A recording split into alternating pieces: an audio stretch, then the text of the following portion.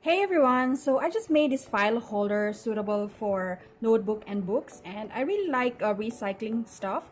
It's not that beautiful, but it's completely made from Nykaa cardboard box, and this wrapper that I used is from an old wedding card.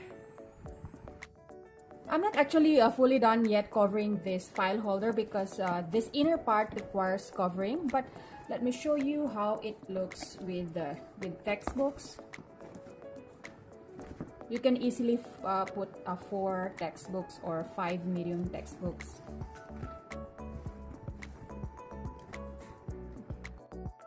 So by the way guys, the size of this one is this is around 26 centimeters, and the height is also the same, which is same 26 centimeters, and the width is 9 centimeters.